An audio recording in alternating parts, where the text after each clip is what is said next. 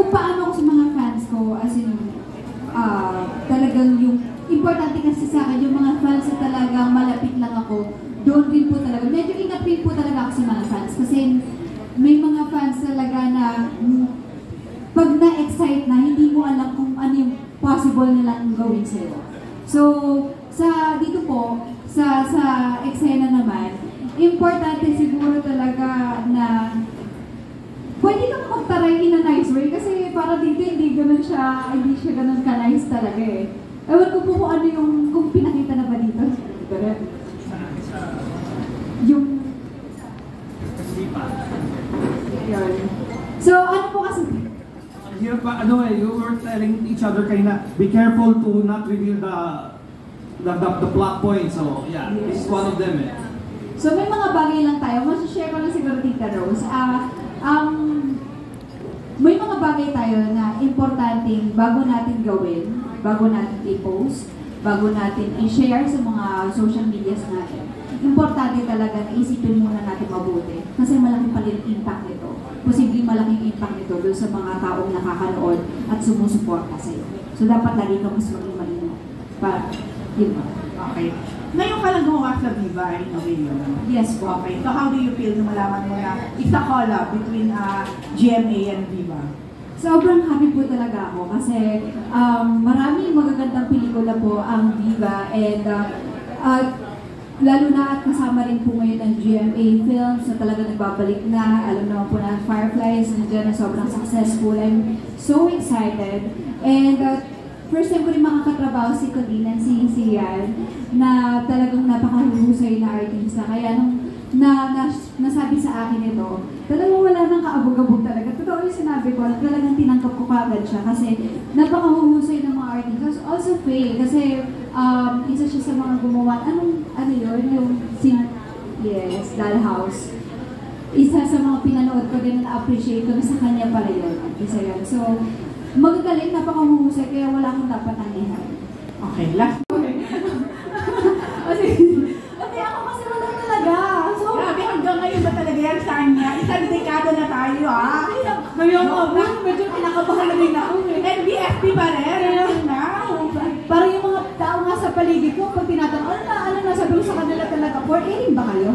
Oo, nagmamadali pa tayo lahat dito. Pero, sa totoo lang, hindi ko pa naman na-try mang playtime at hindi pa rin naman po ako na-playtime. Sana naman wag! Kasi minsan na nga lang magkaroon ng jowa na playtime ka pa, di ba? So, sa akin, so far, hindi pa naman po. At huwag naman po sana, kasi mahirap yan. Niliwala ko sa carbon, nakakatakot. Yun po, siya. Yes. Ayun, simulan ko na. Sa drama at dito sa pelikula ginagawa namin, medyo sometimes nakakalito siya. Kasi, gaya na sinabi ni Direk, kasi ginagawa ko yung Pulang Araw, may sangre pa kami, may playtime pa kami. So, i-share ko lang dito funny na nangyari sa akin sa isang eksena sa Pulang Araw.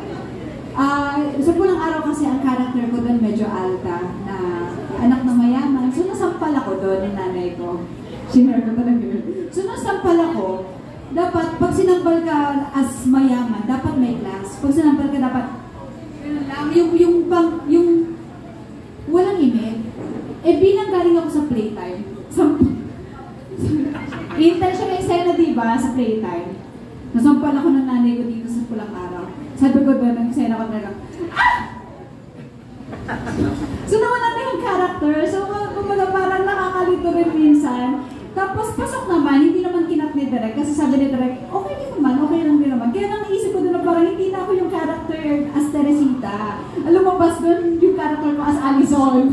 So yun lang. Medyo nakakalito lang din minsan. But, nag-e-enjoy ako. Yun yung importante. Kasi, nagagawa ko yung mga bagay na to dito. Like, for example, Sangre as queen. Dito naman sa Pulang Araw as vaudeville star, and then dito naman sa playtime, syempre isa kang victim ng isang talagang obsessed sa mga bagay na gusto niyang i-obsess. Grabe. Sa pagtitiwala talaga, medyo hirap din ako. Meron akong mga bagay na minsan nasa-share yung mga personal nating, di ba, personal nating bagay na minsan kakakilala mo lang sa kanya tapos ang gaan-gaan ng pakiramdam na mag-share sa kanya. May mga ganon. Pero mahalaga rin pala para sa atin na isipin muna natin at maghinay-hinay muna tayo sa pinag-share natin ng kwento kasi hindi natin talaga siya kilala. So mas mabuti sana na mas tingnan mo muna kung talaga bang karapat-dapat na pagkatiwalaan ng isang tao kaysa yung mag-share ka kaagad. Mas mabuti ng ilang beses muna kayo nagkita, ilang beses mo muna siyang, kung meron bang na-share muna siya sa'yo na importante yung bagay, para may pang-blackmail ka after. Charot lang. Pero, hindi naman. Pero in fairness naman, sa aming tatlo naman, sa aming mga girls muna, nung nag-share naman kami, parang, alam mo at ramdam mo, mapagkakatiwalaan mo naman kaming tatlo. So, pati naman si Sia. Medyo to guys. Pwede na lang. Tapos direct mark talaga kapag may sinabi ka sa kanya. Actually, si Direk ang unang magtitiwala sa atin. Yun yung masarap dito sa No choice. Or, hindi talaga si Direk. Pero ayun, huwag kang magtiwala basta-basta. Yun na naman ang point dito. Sanya, speaking of trust, to be able to do the scenes na hindi mo pa nagagawa ng ganito? Hindi, umpisa kasi talaga. Si Direct Mark, laking Direct Mark ako. Totoo yun. Half Sisters pa lang, Encantaria pa lang, kung saan ako nagsimula, andyan na si Direct Mark para i-guide ako. Kaya nung nalaman ko na siya yung siya talaga ang magdidirect na ito, 100% nandun ako. Committed talaga ako agad kasi si Direct Mark yun. Si Sian. Hindi naman si Sian. Ay, grabe.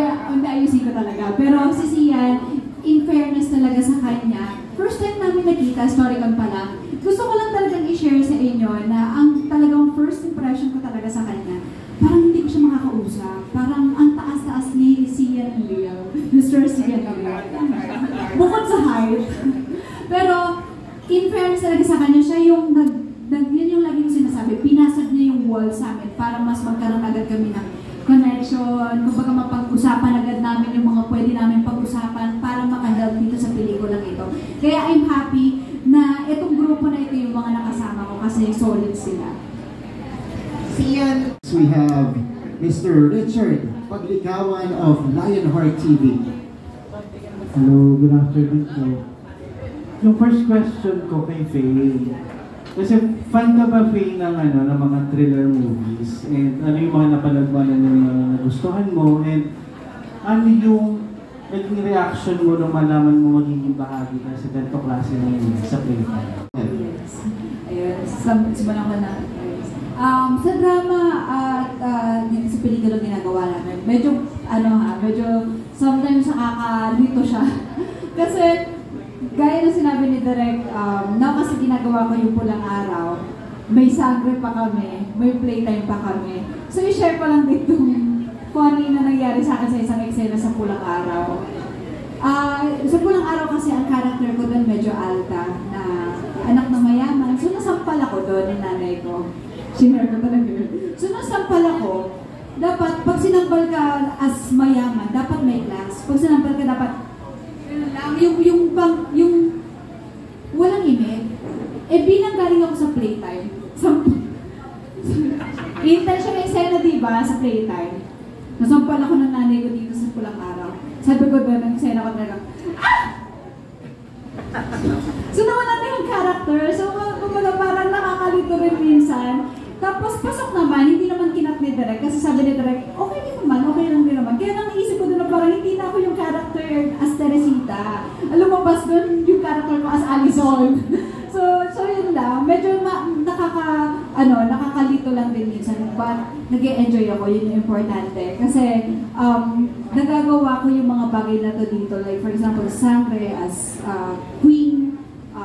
Dito naman sa Pulang Araw as vaudeville star, and then dito naman sa playtime, syempre isa kang victim ng isang talagang obsessed sa mga bagay na gusto niyang i-obsess. Grabe. Siguro I'd go na lang din sa sinabi ni Colleen na totoo yun, and yung generation natin ngayon medyo iba na talaga, pero ang kagandahan din ngayon mas nagiging aware na tayo sa mga ganang klaseng sitwasyon. At siguro mas mahalaga rin na every time na lumalabas ka nga or kung sino man yung kasama mo, importante na at least meron kang isang taong sinasabihan na nandito ako. In case of emergency, siya yung tao malalapitan mo at alam niya na kung nasaan ka.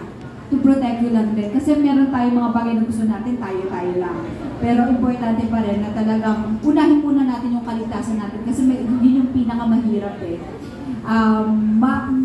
Masarap maging masaya, pero mas importante yung maging masaya ka dahil buhay pa tayo, dahil ligtas tayo. So, yun lang po.